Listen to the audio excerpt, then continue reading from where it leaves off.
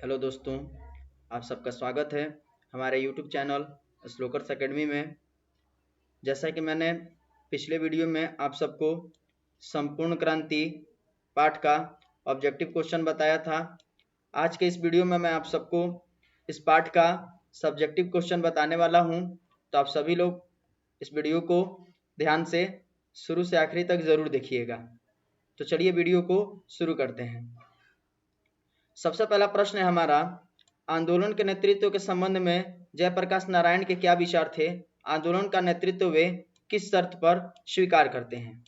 तो इसका उत्तर होगा, आंदोलन के नेतृत्व के संबंध में जयप्रकाश नारायण जी का यही विचार था कि नई पीढ़ियां ही देश का भविष्य, अर्थात वह नई पीढ़ी के लोगों से बार बार कहते हैं कि उत्साह है आपके अंदर, शक्ति है आपके अंदर, जवानी है आपके अंदर, आप नेता बनिए।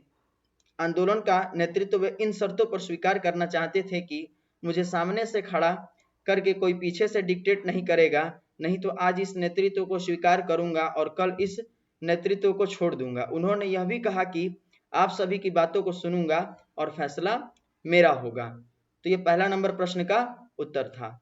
दूसरा नंबर प्रश्न की बात करेंगे अगर हम लोग, तो दूसरा नंबर प्रश्न है हमारा कि जयप्रकाश नारायण के छात्र जीवन और अमेरिका प्रवास का परिचय दें।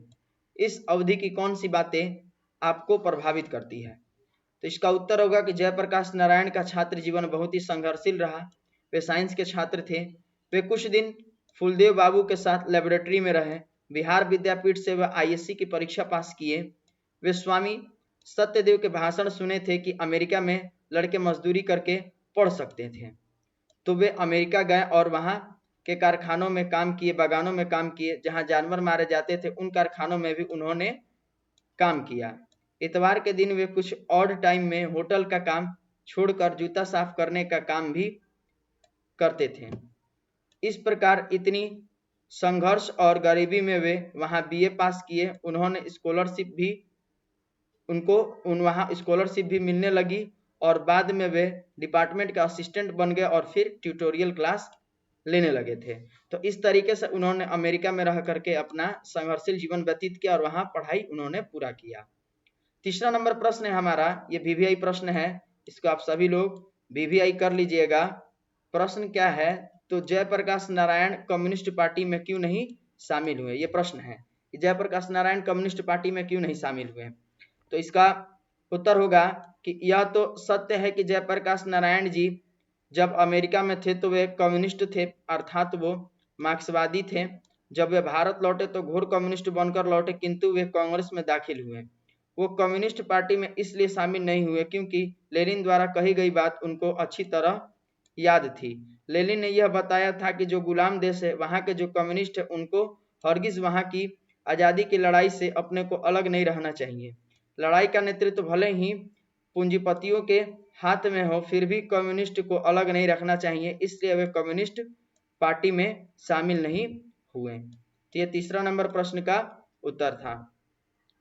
अगला नंबर प्रश्न हमारा चौथा नंबर है। कहा जा रहा है कि पाठ के आधार पर प्रसंग स्पष्ट करें।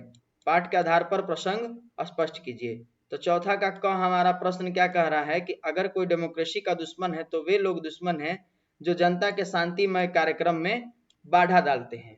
तो इसका उत्तर होगा, प्रस्तुत गद्यांश संपूर्ण क्रांति पाठ से उद्धत है, जिसमें शांतिपूर्ण प्रदर्शन करने वाले नागरिकों पर अत्याचार करने वाले को डेमोक्रेसी का दुश्मन बताया गया है।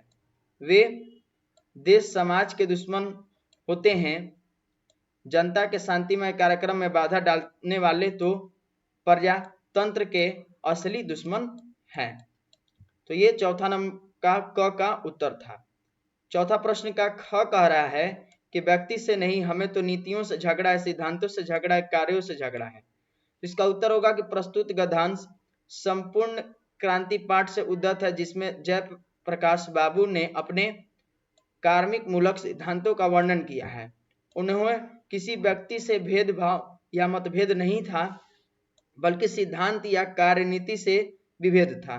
इस प्रकार वे नीतिगत विरोध करते थे। पांचवा नंबर प्रश्न का उत्तर है कि बापू और नेहरू की किस विशेषता का जेपी ने उल्लेख किया है। इसका उत्तर होगा कि बापू और नेहरू से जेपी का विरोध तो रहता था, परंतु दोनों ही उनका बड़ा आदर करते थे, उन्हें प्रेम से समझाते थे और मुद्दे पर विचार विमर्श करते थे। उचित लगने पर जेपी के विचारों को स्वीकार भी करते थे।